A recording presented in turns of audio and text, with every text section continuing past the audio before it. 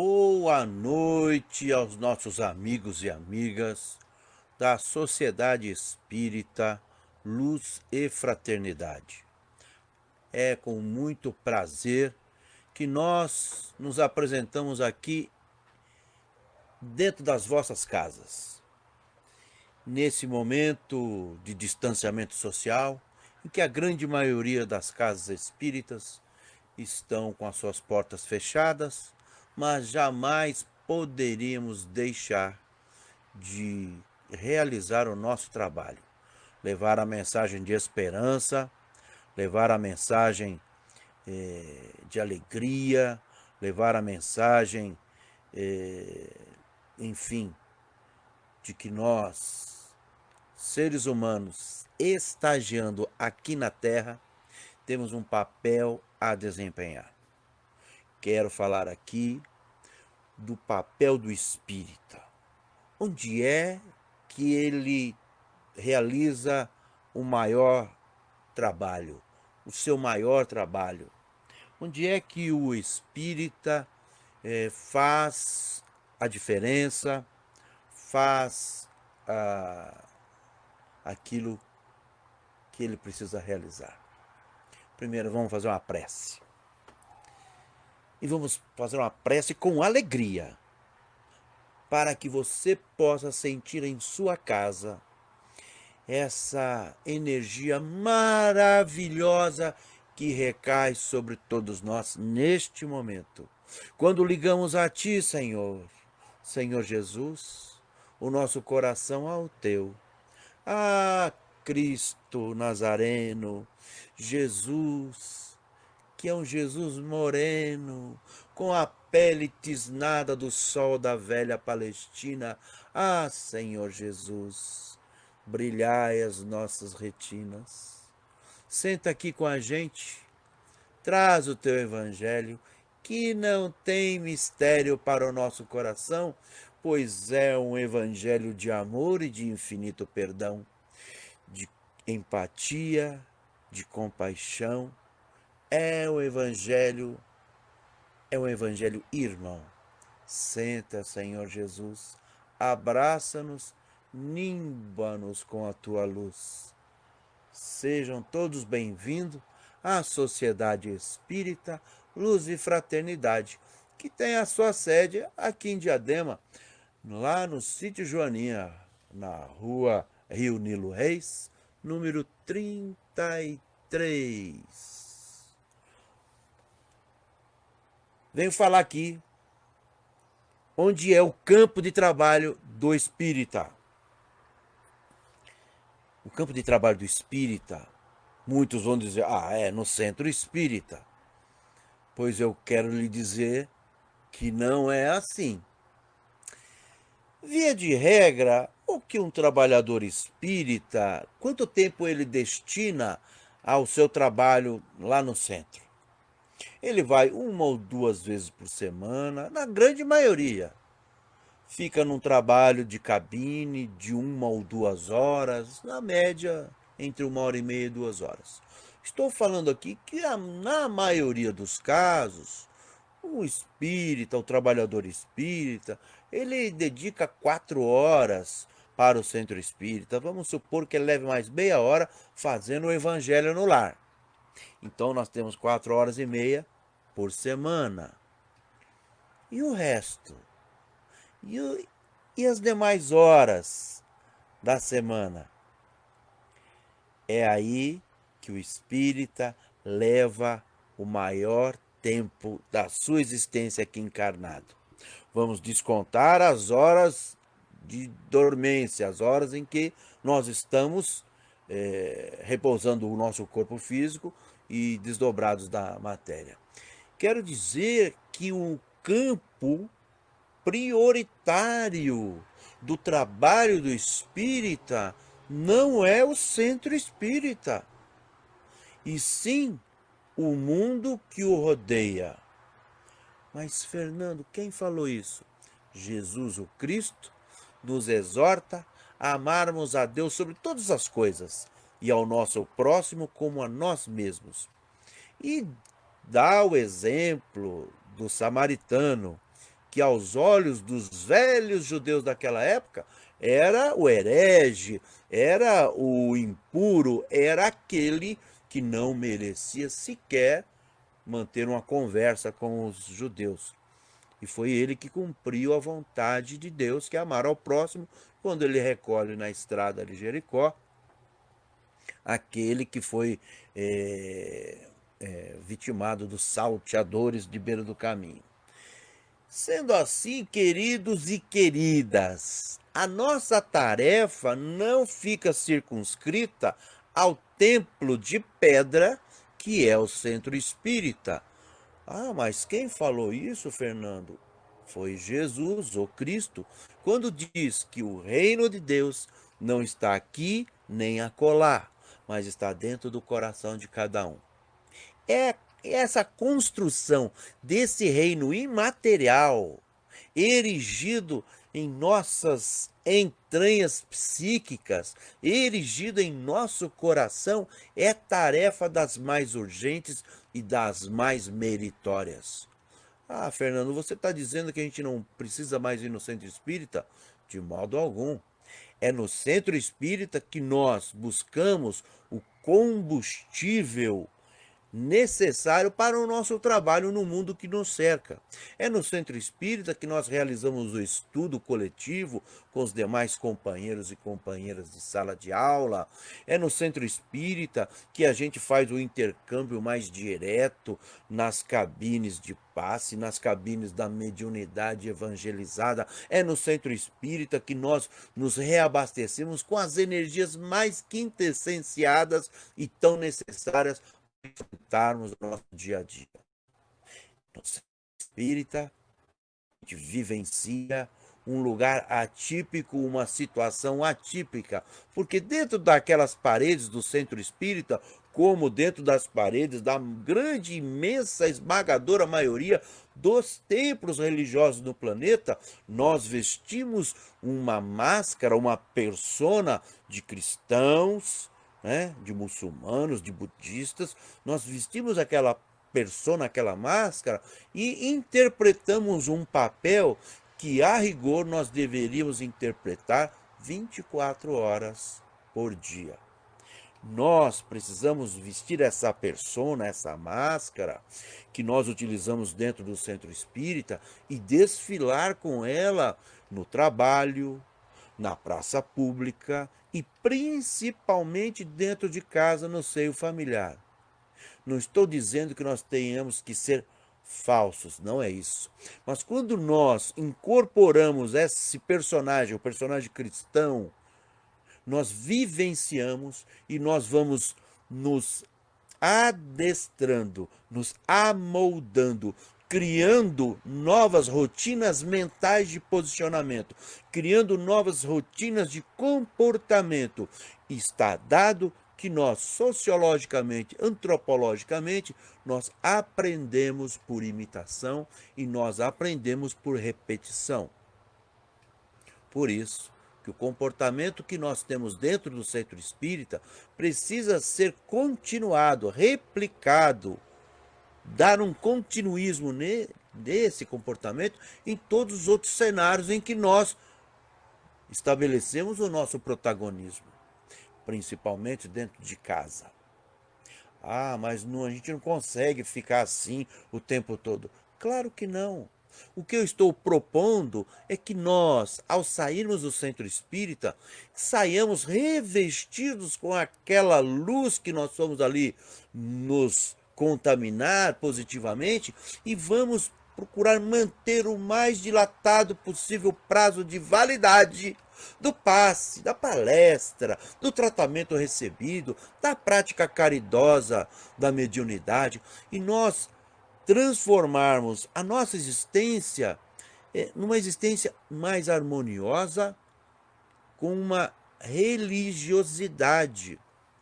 Não estou falando religião. Religião, instituição humana. Religiosidade, comportamento de religação com o alto, com o sagrado.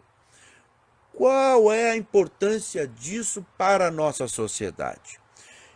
Nós vivemos tempos de pandemia mundial. No Brasil, 80 mil pessoas desencarnando, fora as subnotificações.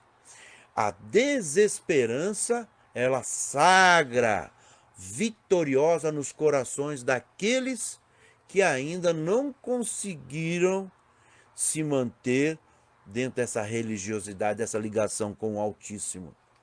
Quero aqui dar alguns dados importantes para nós mensurarmos a importância do trabalho do trabalho espírita no mundo. Dados de setembro do ano passado, 2019, nós tínhamos 800 mil pessoas que cometeram suicídio no ano. 800 mil pessoas cometeram suicídio no ano passado. Dados de setembro de 2019. Ainda não temos os dados mais acurados desses números em meio à pandemia. É importante que nós, espíritas, que temos essa dádiva maravilhosa da revelação da vida como ela se dá no pós-mortem, na vida como ela se dá depois do desencarne, e das tristezas que acontecem com os nossos irmãos e irmãs que cometem esse ato tão lamentável que é o suicídio. Vagam por anos e anos, sentindo as dores e o sofrimento do ato colocado. Isso está no livro chamado Céu e Inferno, também organizado por Kardec. Então, nós, trabalhadores espíritas, que sabemos o que acontece com a pessoa que desencarna em situação de suicida, nós precisamos levar essas informações para essas pessoas e, mais do que essas informações, levar também a informação de que a vida continua, de que dar cabo da própria existência material de nada adianta, muito pelo contrário, se potencializa o sofrimento. No Brasil, em 2016, nós tivemos 13.467 pessoas que cometeram suicídio. Uma pessoa a cada 40 minutos no Brasil. Pátria, coração do mundo, pátria do Evangelho. Mais do que nunca, os templos, seja de qual denominação religiosa forem, precisam levar a mensagem de esperança. E só tem uma maneira de nós levarmos uma mensagem de esperança aos desesperançados, aos jovens, aos velhos, às mulheres vítimas de violência doméstica. Só tem uma maneira de levarmos essa mensagem. E não é apenas no púlpito, não é apenas na palestra, não é apenas nos livros, mas principalmente no fazer-se cristão, no fazer-se espírita, no fazer-se religioso, no comportamento cristão. Aquele comportamento que nós temos dentro da casa espírita, embora nós não sejamos efetivamente aquilo, mas nós experimentamos por 1 ou 2 horas, a cada vez que vamos no templo, um viver de uma era de Aquários, de um viver de um mundo melhor, de um viver de uma terra de regeneração onde o bem vai tendo maior protagonismo do que o mal. Então nós precisamos urgentemente vivenciar em nossos atos, quando caminhamos pela rua, quando vamos comprar pão na padaria, quando nós vamos, quando precisamos sair aqui, sair ali, nós precisamos ter um comportamento adequado com aquilo que a gente diz que acredita. Mas é muito difícil, claro que é muito difícil. É um desafio. E é isso que eu quero dizer com os tais pacificadores, aquele que pacifica a si mesmo e irradia esse processo de pacificação para o seu derredor. Nós precisamos mais do que nunca estabelecer como campo de trabalho dos cristãos, dos muçulmanos verdadeiros, dos budistas amorosos, dos confucionistas, de todos aqueles que exercem uma uma religiosidade estabelecer o planeta Terra, as vias públicas, as praças, as casas, para levar o Evangelho do Cristo, o Evangelho do Cristo, que ele está espraiado em todas as grandes religiões. Esse Evangelho que vem trazer como principal ferramenta o amor incondicional e o perdão infinito, o perdoar 70 vezes, 7 vezes. Quero aqui fazer um chamamento a todos que nos ouvem de que nós precisamos ser espíritas na via pública, perdoando o motorista do ônibus que passa e não abre a porta do ônibus porque está lotado, perdoando o motorista que nos dá uma fechada, perdoando o atendente que nos atende mal, perdoando. Ao invés de sairmos praguejando, ao invés de sairmos amaldiçoando, ao invés de sairmos dizendo anátemas para aquela pessoa, isso quem nos exorta é Jesus. Jesus, que ele não ficou no púlpito, que Jesus não ficou sentado à mão direita de Deus Pai, observando apenas a humanidade. Ele se fez presente, esteve entre nós, caminhou com as prostitutas, com os pescadores, com os pecadores. Ele caminhou com o povo humilde, com os desesperançados. Quantas pessoas evitaram o suicídio quando olharam as retinas brilhantes que iluminavam o rosto de Jesus aqui na terra? Não foi assim com Maria de Magdala? Não foi assim que está escrito no livro Boa Nova de Humberto de Campos? Maria de Madalena, Maria de Magdala, quando encontra Jesus, ela percebe que toda aquela sede de amor que ela tinha poderia ser transformado num posicionamento, num comportamento de religiosidade, de religação do nosso coração com o coração divino. Maria de Madalena, ela ressurge de uma vida de desamores, de desafetos, de desvarios e se transforma numa apóstola de Jesus, mostrando que todos nós podemos, independente de onde estivermos estacionados, ressurgir das cinzas de nossa própria cremação moral, feito a fênix que ressurge das suas próprias cinzas, e sermos arautos do Evangelho do Cristo. Porque nós vivenciamos a secura, vivenciamos a loucura, a devassidão, vivenciamos a queda, o charco, o lodo e vivenciamos o ressurgir das sombras de nós mesmos. Sejamos o lírio que brota do pântano imundo, que Salomão jamais conseguiu se vestir tal belo como um desses. É importante que nós levemos a mensagem de esperança, de amor ao próximo. Essa pandemia não transforma ninguém em boa pessoa ou em má pessoa. Essa pandemia simplesmente potencializa aquilo que nós temos. Potencializa a vontade de fazer a caridade. Potencializa a vontade de fazer o mal também. Não é à toa que nós vimos pessoas cultas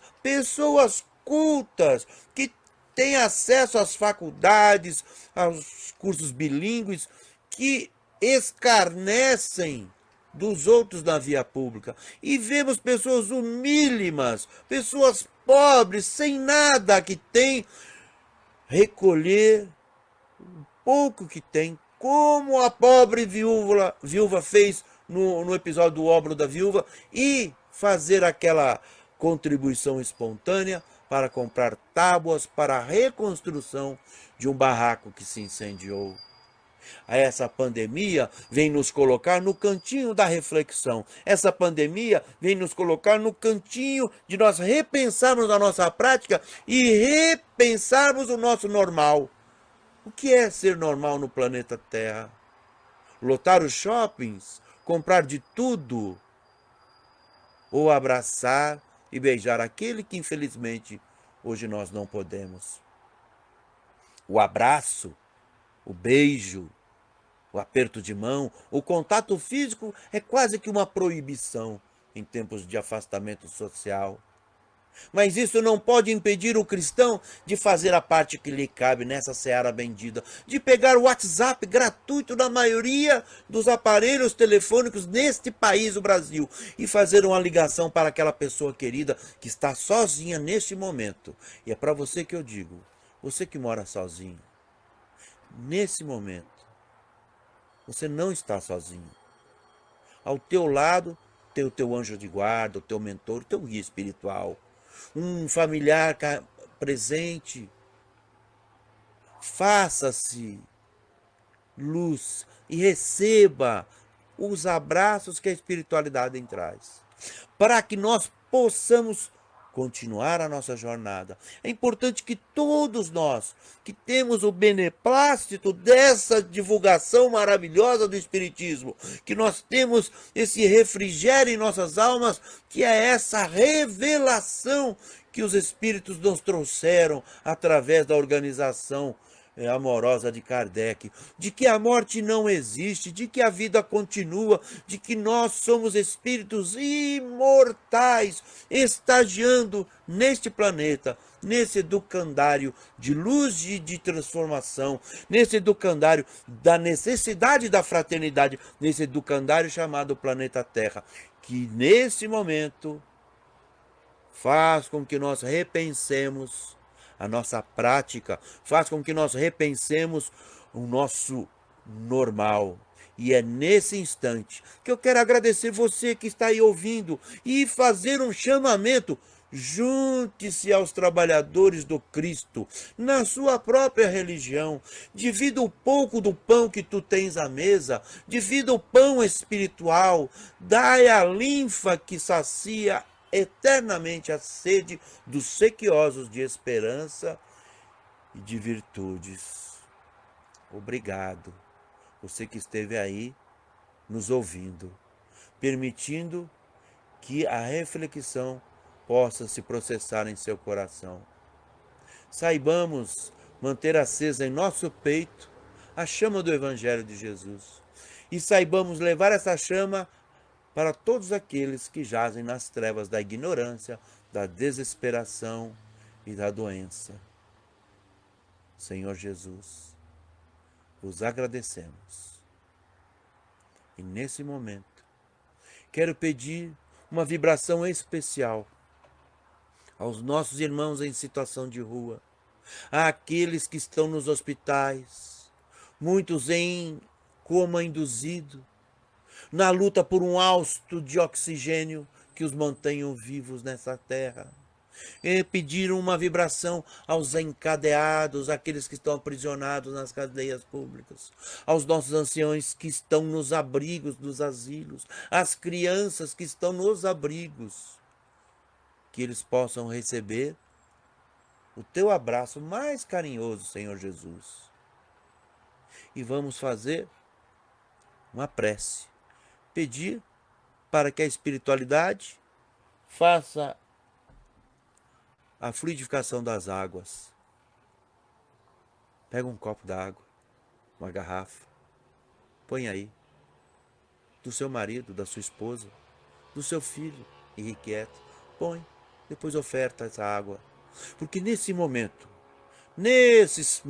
Senhor, a tua luz há de vagar por todos esses lares, por todos esses amigos e amigas que estão conectados conosco. Que os mentores, que os guias espirituais possam, nesse instante, depositar nas garrafas, nos vasilhames, nos copos, o fluido do teu amor, Senhor Jesus. Que possa mitigar a dor, o desespero e trazer luz aos lares que buscam a tua presença luminosa, hoje e sempre. Que assim seja. Obrigado, amigos, amigas. Fica aqui o abraço da Sociedade Espírita Luz e Fraternidade. Até uma próxima oportunidade. Até mais.